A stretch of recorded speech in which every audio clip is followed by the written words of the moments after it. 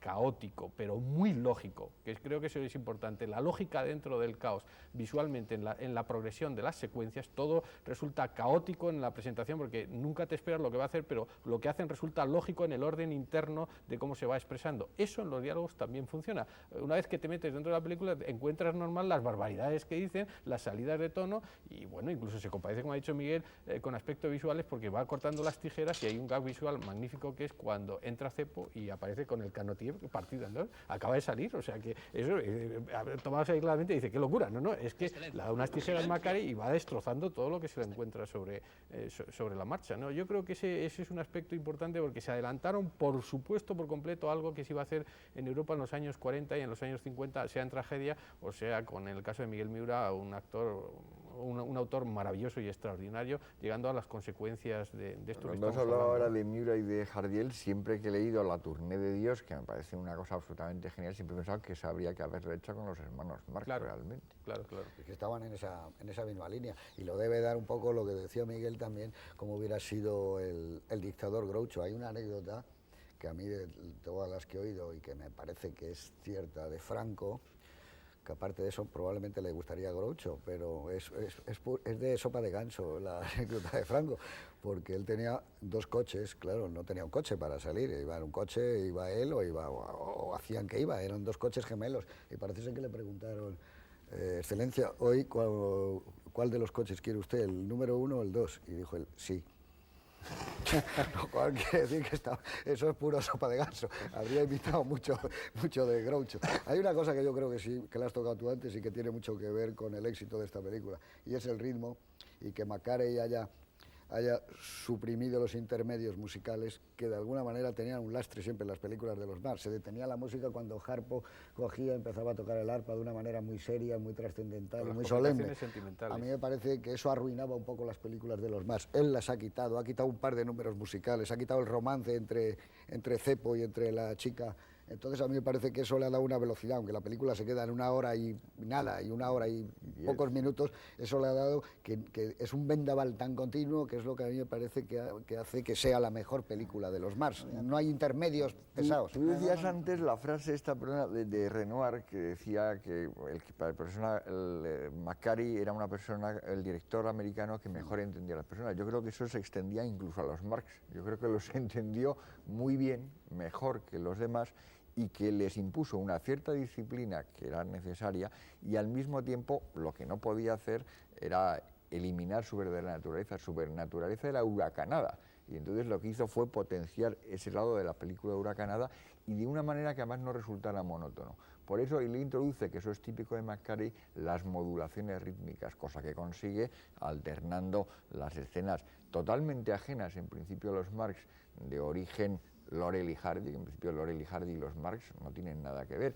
pero de repente, si te fijas, por ejemplo, la escena del espejo es un poco una pantomima en la que te imaginas perfectamente a Laurel haciendo ese tipo de gestos y ese tipo de movimientos con los que se sorprenden y se regatean a sí mismo en torno a un espejo imaginario, ¿no? Y es la típica idea, como comían sopa sin platos y sin cucharas en uno de los cortos dirigidos por Macari también, que me parece una historia de fantasmas o algo por el estilo, y les servían, entonces hacían como que comían sopa.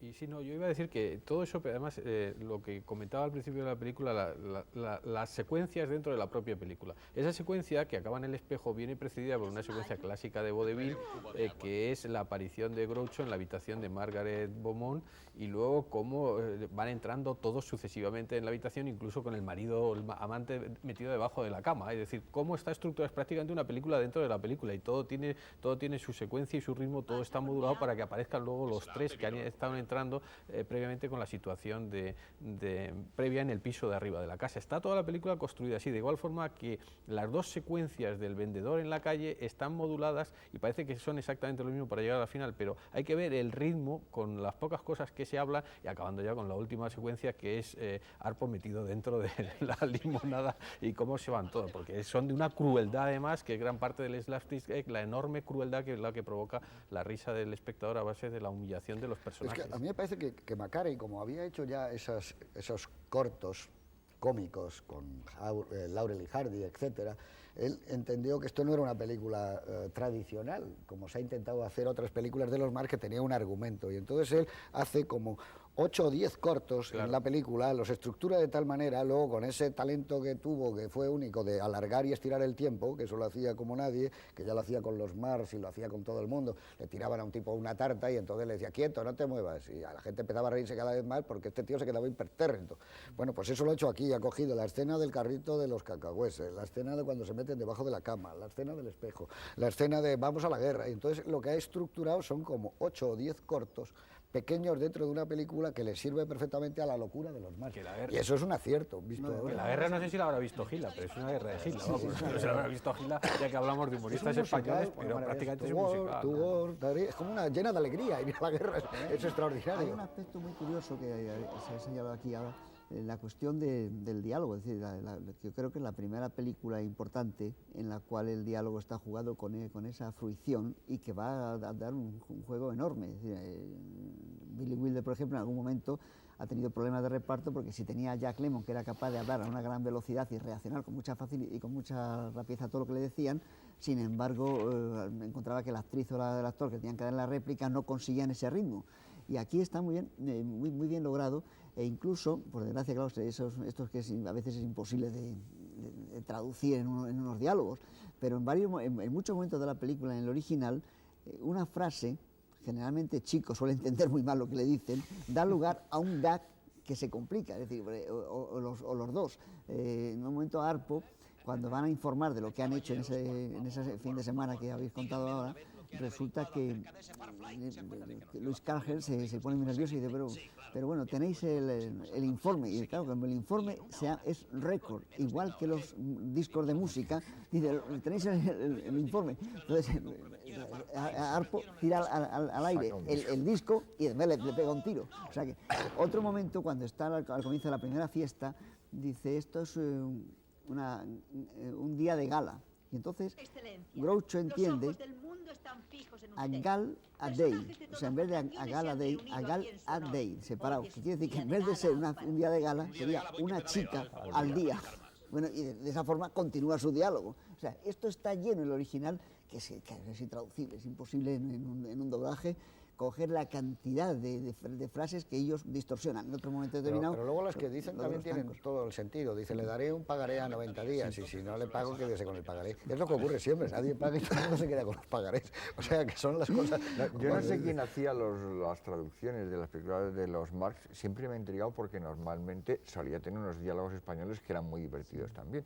Pero la verdad es que es prácticamente imposible traducirlas. Cuando las ves en inglés, aparte de dificilísimas de comprender y sobre todo de seguir, porque van a una velocidad superior a la que tiene uno dice para eso darse con cuenta. ruedas, dice, y que decir un tanque, pero como dice tanks, el otro entiende thanks, y dice, le contesta al otro, de nada, claro. Porque, y claro, eso no ha habido forma de traducirlo. Lo que sí son fantásticos son esos diálogos dobles que dice, ¿quiere usted casarse conmigo? Le dejó mucho dinero a su marido, conteste la segunda pregunta.